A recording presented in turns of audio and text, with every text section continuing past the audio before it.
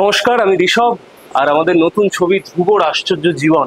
আপনারা জানেন এই ছবিটা কলকাতা ফিল্ম ফেস্টিভ্যালে বেস্ট বেঙ্গলি প্যানোরামা ফিল্ম হিসাবে অ্যাওয়ার্ড পেয়েছিল। এই সিনেমার গল্প বলার ধরন আলাদা, যেটাকে বলে চলন আলাদা।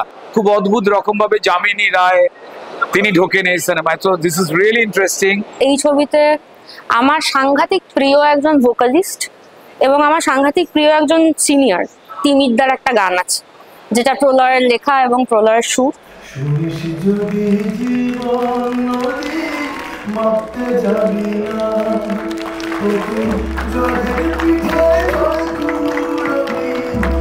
couple 4 stories together basically. কি জনারটা না জিজ্ঞেস করবেন না, বলতে পারবো না। মাঝে মাঝে মনে হচ্ছে থ্রিলার, মাঝে মাঝে মনে হচ্ছে থ্রিলার নয়, বাট ওয়ান্ডারফুল। তো খুব অন্য ধরনের ছবি হয়েছে, সায়েন্স ফিকশন বলা যেতে পারে, সেখানে প্যারানর্মাল অ্যাক্টিভিটিও রয়েছে অনেক, সেখানে ড্রামা রয়েছে, সেখানে হাসি রয়েছে। তো অ্যামালগামেশন অফ এভরি ইমোশনস। অন্য রকমের একটা মিস্ট্রি, অন্য রকমের thriller, not the very usual kind. এটা একটা এক্সপেরিমেন্ট করা হয়েছে এবং সেটা মাথার উপর দিয়ে যাবে না, সেটা খুবই রিলেটেবল মানুষের কাছে।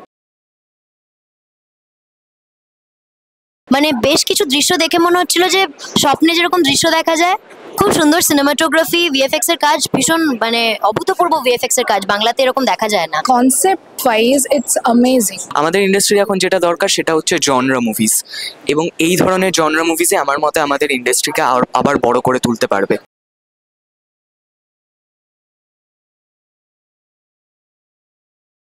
আফটার আ লং টাইম ভীষণ সুন্দর সিনেমা, ডিফারেন্ট লেয়ার্স আছে, ওয়ান্ডারফুল অ্যাক্টিং। নতুন প্রজন্মের একটা সমাহার, behind the camera and in front of the camera. খুব ভালো কাজ করেছে, খুব স্মার্ট কাজ করেছে, সুন্দর একটা কনসেপ্ট। কিছু মানুষ এটাকে একদমই ওই একটা ধরনের ছবি হিসেবে দাগিয়ে দিতে চাইবে যে ইন্টেলেকচুয়াল বা ওই জাতীয়। অ্যাবসলিউটলি সেটা নয়।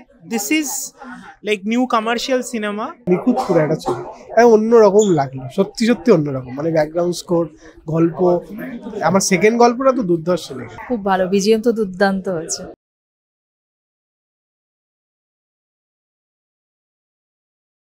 আপনারা একটা অদ্ভুত সাসপেন্স থ্রিলার বিউটিফুল জার্নির মধ্যে দিয়ে যাবেন, আপনাদের অসম্ভব ভালো লাগবে। এটা ক্রাইম, ড্রামা, সাইফাই একসাথে। So I'm really excited for the film. আমরা দেখে গেলাম, ঠিক আছে, হয়তো সোশ্যাল মিডিয়াতে লিখলাম, স্টিল আরো পৌঁছানোর দরকার আছে যে বাংলাতেও এই ধরনের ছবি হচ্ছে। প্রতিটা মানুষের দেখা উচিত যে আমাদের ফিল্মের ফিউচার কিরকম হতে পারে বা আমরা কিভাবে কনসিভ করতে পারি ফিল্ম, সেটা বোঝার জন্য বা জানার জন্য আমার মনে হয় এই ছবিটা খুবই ইম্পর্টেন্ট এই সময় দাঁড়িয়ে।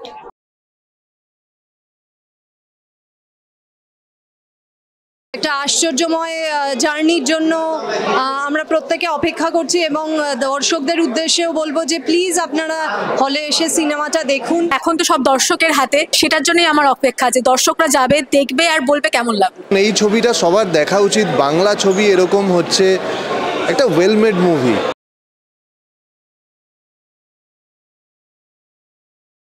অভিজিৎদার ডিরেকশন আমার ভীষণ পছন্দের, ভীষণ প্রিয় মানুষ। I think youngsters will like it, so please give it a chance. আসুন, দেখুন, ঘুরিয়ে দিন।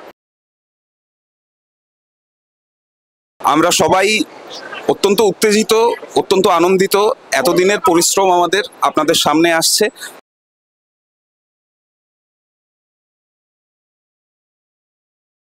ছবিটা খুবই অন্যরকম ছবি, মানে বাংলা ছবি যা হচ্ছে তার মধ্যে ভীষণই একটা বিপরীতধর্মী ছবি। আপনারা যদি ছবিটা দেখেন, ভালো মন্দ দুটোই যদি আমাদের জানান, তাহলে এই পরিচালক, এই প্রযোজক এবং আমরা আগামী দিনে আরও ভালো কাজ করার উৎসাহ পাই।